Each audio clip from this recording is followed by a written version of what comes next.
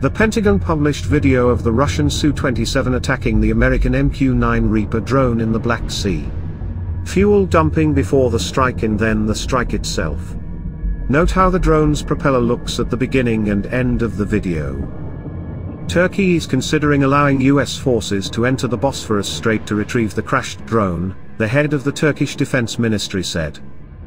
The Ukrainian side has already reported that in the Black Sea there is atypical activity of the Russian fleet. 20 ships have been put on combat duty, as well as a number of auxiliary ships. All of them are dispersed in a large area. Obviously, this is due to attempts to locate the wreckage of the American drone MQ-9 Reaper. At the same time, Russia's FSB Director and Security Council Secretary Nikolai Patrushev said that Russia will try to retrieve the remains of the American drone that fell in the Black Sea. Note the attempt, not the retrieval. Of course I understand that with the help of Iran or China, they will want to try to get used to modern technology and they need sources. But as usual, there is a nuance.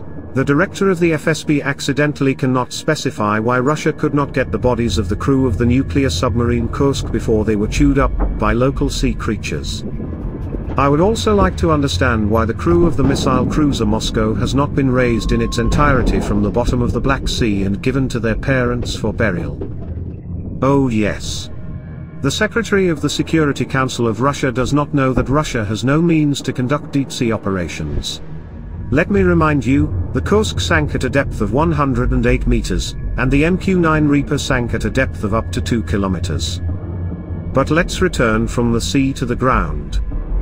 The head of the US Joint Chiefs of Staff, Mark Milley, confirmed that the Russian armed forces are losing hundreds of soldiers every day in mindless meat waves. The occupiers have problems with logistics, supplies, personnel motivation, capable commanders, and coordination, while the Ukrainian armed forces exacerbate them by continuing to strike supply lines and command posts. At the same time, the Ukrainian defense in Bakhmut is reliable, and the occupiers are only given small tactical advances at the cost of huge losses.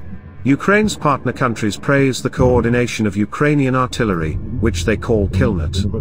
According to statistics, it is the artillery and rocket artillery units of the AFU that inflict 80% of losses on the enemy. Their high efficiency, accuracy and range allows for successful infantry offensives, as well as a significant advantage in counter-battery fighting.